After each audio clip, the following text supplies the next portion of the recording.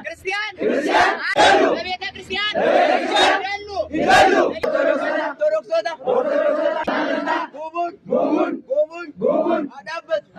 በአማርኛ ስነ ቃል ውስጥ የጠፋን ነገር ከሌባ ጋር ከፈለከው ፍጹም አታገኘውም የሚባል የተለመደ አባባል አለ። በአሁኑ ወቅት በኢትዮጵያ በተለያዩ የአገሪቱ ክፍሎች በተለይም በኦሮሚያ ክልል አርሲ፣ ሸዋና ወለጋ እንዲሁም በተለያዩ የታችኛው መዋቅሮች በኦርቶዶክስ አማኞች ላይ እየተፈጸመ ያለው አሰቃቂና ስልታዊ ግድያ፣ መፈናቀልና አጠቃላይ ነባራዊ ሁኔታ ከዚህ በላይ በትክክልና በተጨባጭ ሊገልጽ የሚችል ብሂል የለም። የአሁኑ ስርዓት በስልጣን መንበሩ ላይ እስካለ ድረስ ዓመታት ቢቆጠሩም በሀገሪቱ ውስጥ ያለው አጠቃላይ የጸጥታ ቀውስና በኦርቶዶክስ አማኞች ላይ የሚፈጸመው ስልታዊ ማጽዳት እንደሚቀጥል በእርግጠኝነት መናገር ይቻላል። ይህን የጨለምተኝነት ወይም ክፉን የመመኘት ውጤት ሳይሆን መሬት ላይ የሚታዩ ፖለቲካዊ፣ መዋቅራዊና ማህበራዊ እውነታ በምክንያታዊነት የመተንተን ጉዳይ ነው። ሺህ ጊዜ ተደጋግሞ ቢከሰትም የማያባራው የሰቆቃ እውነታ ልክ የዛሬ 10 ዓመትም በተመሳሳይ ለአንድ ሳምንት ያህል እንደ ማህበረሰብ አልቅሰን እንደምናልፈው ጥርጥር የለውም። ይህን እውነታ በድፍረት ተጋፍጦ ስር ነቀል መፍትሄ ማሰብ ካልተቻለ ልክ እንደተለመደው ለአንድ ሳምንት አልቅሰንና አዝነን ወደ ኋላ የምንረሳው ወቅታዊ ክስተት ብቻ ሆኖ ይቀጥላል። በእርግጥ ወደፊት የጊዜ ሂደት የሚያመጣው ለውጥ ሊኖር ይችላል። ነገር ግን ይህ ለውጥ የመሻሻል የእኩልነትና የፍትህ ሳይሆን ዛሬ በዳር ሀገርና በገጠር ቀበሌዎች የሚፈጸመው ግድያና ማፈናቀል ወደ አዲስ አበባና ወደ ሌላው መሃል ሀገር በስፋት የሚስፋፋ መሆኑ ብቻ ነው። ምክንያቱም ጥቃቱን በዘላቂነት የሚገታ አንዳችም መዋቅራዊ ስራ በአሁኑ ሰዓት እየተሰራ ወይም እየታሰበ አይደለም። ለአሁኑ ሁለንተናዊ ሰቆቃና ግድያ በዚህ መልኩ እንደሚቀጥል የሚያሳዩ 8 መሰረታዊና ሰፊ ምክንያቶችን በዝርዝር መተንተን ይቻላል። አንደኛው የመንግስት የርዕዮተ ዓለም መነጽርና ታሪካዊ መስተጋብር ነው። የመጀመሪያውና መሰረታዊ ምክንያት አሁን ያለው የፖለቲካ ስርዓትና በስልጣን ላይ ያሉ ከፍተኛ አመራሮች የኦርቶዶክስ ቤተክርስቲያንን ታሪካዊ ሚና፣ አስተዋጽኦና ምዕመናን የሚያዩበት የርዕዮተ ዓለም መነጽር ነው። የአሁኑ መንግስት ድህነትን፣ ኋላ ቀርነትንና የትናንት ታሪክን ተያያዥ አድርጎ በሚስለው ትረካ ውስጥ የኦርቶዶክስ ቤተክርስቲያንን እንደ ዋና ተዋናይ አድርጎ ይፈርጃል። ችግርን፣ ድህነትንና ማንኛውንም ከኋላ ቀርነት ጋር የተያዘ ነው ብሎ የሚያስበውን ሁሉ ቢቻል በአንድ ጊዜ ካልሆነም በጊዜ ሂደት እንዲጠፋና እንዲከስም ይፈልጋል። ለዚህ ደግሞ የኦርቶዶክስ ቤተክርስቲያንን እንደ ድህነት ዘበኛ ስለሚቆጥር እንደ ትልቅ እንቅፋት ያያታል። ይህ አስተሳሰብ በይስሙላ የሚነገር ሳይሆን መደመር መጽሐፍ ላይ በግልጽ ተቀምጦ ይገኛል። በመጽሐፍ ውስጥ ለሀገር እድገትና ለብልጽግና አስተሳሰብ የሚመቸው የፕሮቴስታንት የሥራ ስነ ምግባር እንደሆነና የኦርቶዶክስ አስተሳሰብ ግን ከዚህ ጋር እንደማይገጥም ስልታዊ በሆነ መንገድ ተቀምጧል። ይህ የርዕዮተ ዓለም አቋም ወደ መንግስት የቢሮክራሲና አስተዳደራዊ የመንግስት መዋቅር ሲወርድ ምዕመኑን ከሃይማኖቱ የመነጠልና የማዳከም ትልቅ ፕሮጀክት ሆኖ እንዲቀረጽ አድርጎታል። ይህ የርዕዮተ ዓለም አቋም ወደ ታችኛው የመንግስት መዋቅር ሲወርድ ምዕመኑን በአንድም በሌላም መንገድ ጫና በማሳደር ከሃይማኖቱ የመነጠልና የማዳከም ትልቅ ፕሮጀክት ሆኖ እንዲቀረጽ አድርጎታል። ጫናው የሚፈጸመው በሁለት መንገድ ነው። በአንድ በኩል የሥራና መሰል ማበረታቻ እድሎችን በሃይማኖት ስብጥር ላይ በመመስረት ለተወሰኑ ወገኖች ብቻ በልዩነት በመስጠት ሲሆን፣ በሌላ በኩል ደግሞ የቤተ ክርስቲያኗን አስተምህሮ የጠንቋይና የደብተራ ስርዓት የመንግስት ነቢያት ሲሰባበሩ ያዩት ትልቅ አለት ወይም የሰሜን ዛር ሃይማኖት እያሉ ካለምንም ተጠያቂነት በአደባባይ በማዋረድ ምዕመኑን ማሸማቀቅ ነው።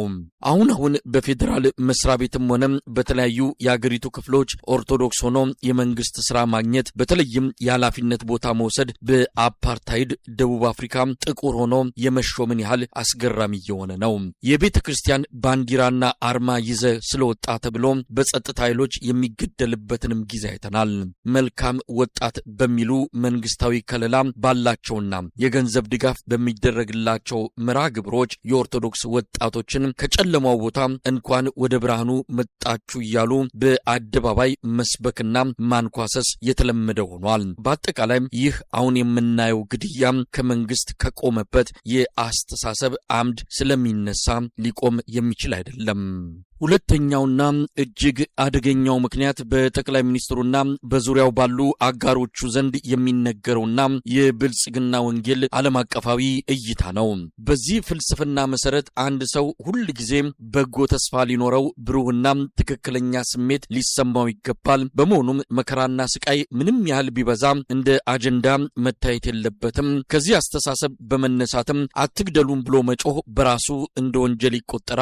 ሰዎችን ከሞት ማዳን የመንግስት ቀዳሚ ኃላፊነት ቢሆንም ይህንን ሳያደርግ ሲቀር ግን ተጠያቂነት ከመምጣት ይልቅ አትግደሉን ማለት ጥፋት ሆኗል። በዚህ የተዛባ እይታ ምክንያት በአገሪቱ ውስጥ የሚከሰቱ ማናቸውም አይነት እልቂቶችና ሰቆቃዎች ወይ እንደሌሉ ተደርገው ይቆጠራሉ ወይም በፈጣሪ የተፈቀዱና የተወሰኑ ተደርገው ይታለፋሉ። አብይ አህመድ ይህንን አቋሙን በአደባባይ ለመናገር አፍሮ አያውቅም። በብዙ መድረኮች ላይ በረሃብ ሆዳቸው ባዶ ሆኖ የሚያድሩ ምስኪን ኢትዮጵያውያንን ሳይቀር አይናችሁ የታወረ የምናደርገውን ተአምራዊ የኢትዮጵያ ብልጽግና ማየት የተሳናችሁ እያለ በይፋ ከሷል። በአካባቢያችሁ ያለውን ሰላም ማስከበር የኔ ኃላፊነት አይደለም፣ እኔ በአካባቢዬ 4 ኪሎ ማለቱ ነው፣ ከጎረቤቶቼ ጋር በሰላም ነው የምኖረው በማለት በሚሊዮኖች በሚቆጠሩ ህዝቦች ስቃይና ሰቆቃ ላይ ያላግጧል።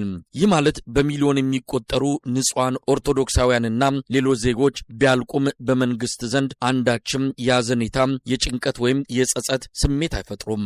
ይህን አሰቃቂ እውነታ ይበልጥ አደገኛ የሚያደርገው የውስጥ ሃይማኖታዊ አተረጓጎሙ ነው። በጥንታዊ የብሉይ ኪዳን መጻሕፍት ትረካዎች ውስጥ ያሉትን ሐሳቦች በተዛባ መንገድ በመውሰድ አሁን የምናየውን መከራና ስቃይ ሀገሪቱ ለዘመናት ያከማቸቻቸውን የጋራ ኃጢአት ለማንጻት የሚደረግ ሂደት ስርየት አድርገው ይረዱታል። የፈጣሪ ምሕረት የሚመጣው በደም ነው የሚል እጅግ አደገኛና ጨካኝ ሃይማኖታዊ እምነት ስላለው በደልና ግድያው ሲፈጸም እንደ ተፈጥሯዊ የጽዳት ሂደት ስለሚቆጥረው ጥቃቱን ለማስቆም አንዳችም ፖለቲካዊ ፍላጎት የለውም። ሌላውና ሶስተኛው የተጠያቂነት አለመኖርና የውስጥ ሰዎችን በመጠቀም የሚደረግ የገጽታ ግንባታ ነው።